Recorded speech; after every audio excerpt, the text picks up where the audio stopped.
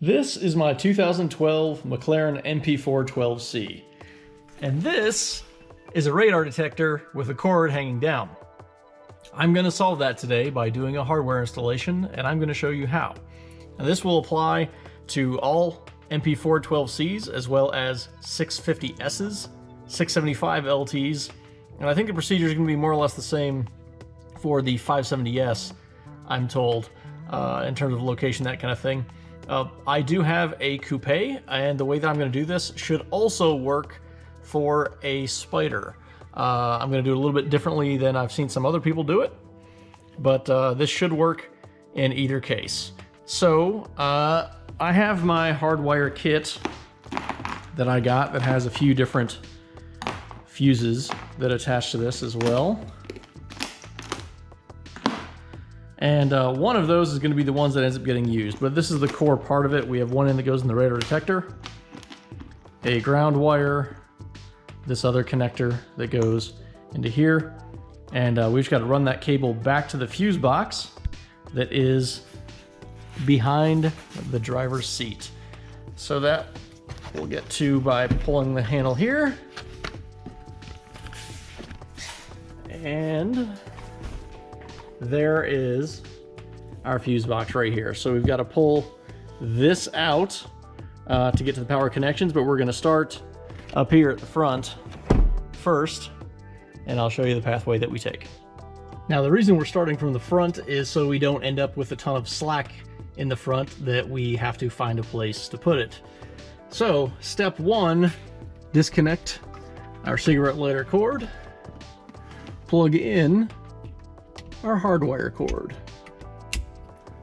Now, I have never done one of these before, so I will be learning along the way as well. But you can loop this up either around this side, as I'm going to do, or you could simply run it on the other side of it. It's just kind of a personal preference of how you want to run that cable. I'm gonna tuck it over the side here and then go under this plastic piece. And I've run it up under here, and you may have to pull the headliner down just a little bit because there is a gap. So you want to have the interior actually hold that in place. So to tuck it a little bit, you may have to pull this down, but it should stay there in place. And I'm looped nice and neat under there. Now we've gotten to the point we've got to take this panel down, which just has a clip, and you can pull it just that easy. So now we can tuck the cable this way, and we'll want to tuck it under this side, which we can pull this down some and get out of the way if you need to. But we can tuck it down here and then down under here under the seal, and that'll drop it out to right here. So I'll get that far that I can't really do as I have no place to mount the camera. Something to point out on this trim piece is there's a clip up here and a clip down here in the middle. And when you go to put it on, if you don't get the hole lined up, it's not going to go in. So it should drop straight in at the bottom and then at the top. So you want to do this one at the bottom first, line it up, and if it's not lined up, then this one won't go in. Don't force it. If you have to force it, it's going to end up breaking. So just let it kind of fall into place. You may have to fool with it a little bit to get it lined up, but it will go back in, and then you'll have the panel back on. So what you can see I've done here is pulled this off. It just pulls right out. There's nothing securing it. It's a friction fit. There is a pin on this side that holds this rubber on, so if you don't want to take those pins out and have to get them realigned, then you can just pull it back some. And we have our cable right here coming off of this trim piece.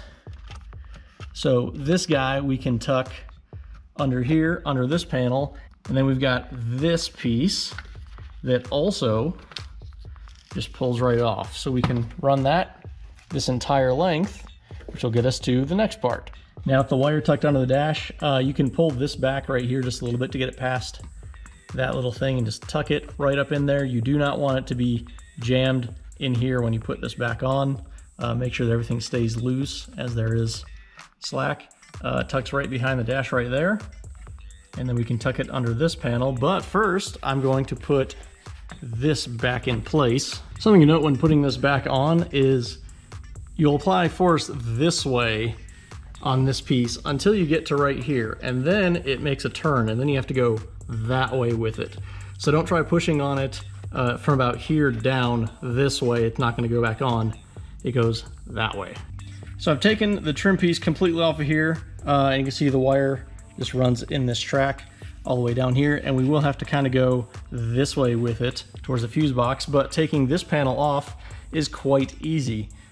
You want to undo your snaps from your manual release just to make sure we have enough slack pulling this out, because it does come back here. And we've got a clip here, a clip here, a clip down here, and a clip up here. And all of these, more or less, you just push that way with it and then out this way. So a little bit diagonal, but mostly that way. And this whole thing will pop off. You may also have a clip up here, but mine apparently is missing. So now with this panel off and out of the way, we do still have the seat belt that runs through it, but I'm not worried about that. I'll work around it. We've got two things, power and ground, that we have to connect, and we want to find an ignition power in the fuse box right back here. So I don't know if this is the appropriate way to take this off, but if you get your finger under there, you can pop that off, and you can see on the back of that panel what fuse you should use. Now, if you look on here, number 37 is the emission control system, and we're going to use that one. Of all the ones that are switch power, that I feel is the least pertinent if for some reason something were to happen on that circuit. We don't want to use the main relay, the whole car would shut off. Electrical thermostats, things with the engine, fuel injection, that kind of thing. We don't want to leave this undrivable if for some reason there was a malfunction.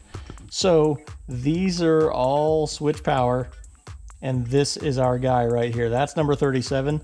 So I'm going to pull that one out and attach power to there. But then we also have the ground. Now, fortunately, we have this whole block. This bar is a ground, and you can tap onto any of these, but this is obviously the most easy to get to. So we're gonna go right here. That is a 13 millimeter. As on here, we're gonna take this bolt out, add our ground, run the cable. I will do that off camera, and then show you exactly what I did.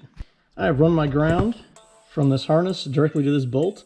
I do not know the exact torque spec on it, but you want it tight, very tight. You don't want any vibration to make this come loose. There are two large gauge wires on it. I'm pretty sure those go to something important. So make sure that's very tight coming back. This wire I ran under the carpet, so have a nice clean install into the fuse box. And here's where we have the add a fuse. The 15 is what I took out of that spot. This 5 is what comes on the add a fuse, and this will just plug in right there, and I'll tuck that away nicely.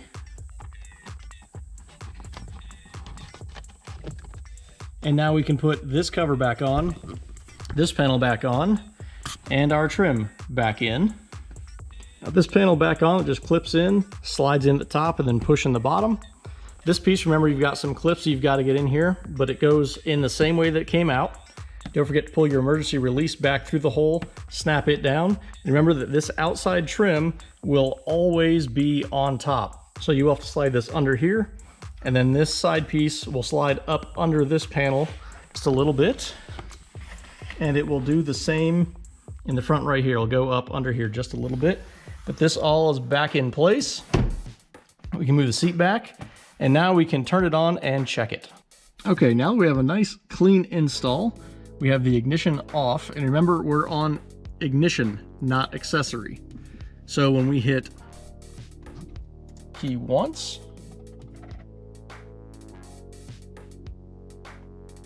the car will wake up. We're now in accessory. We hit it again, and now we've got power.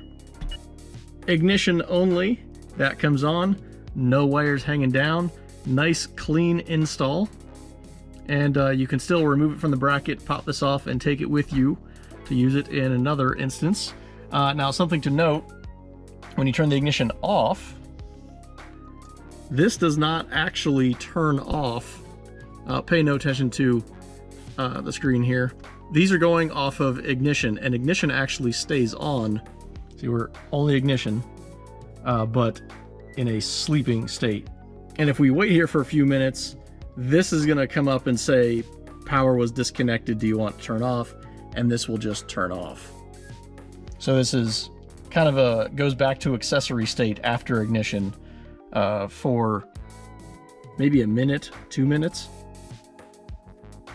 But eventually this will turn off without doing anything with the ignition. However, if you get out, you close the door and lock it.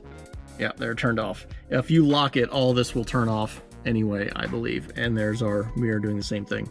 So now everything is completely off, and that is a successful installation of a Hardwire kit on a radar detector. That could also be for front and rear cameras as well, but anything you're going to put up here, you can use for the same thing, the same procedure.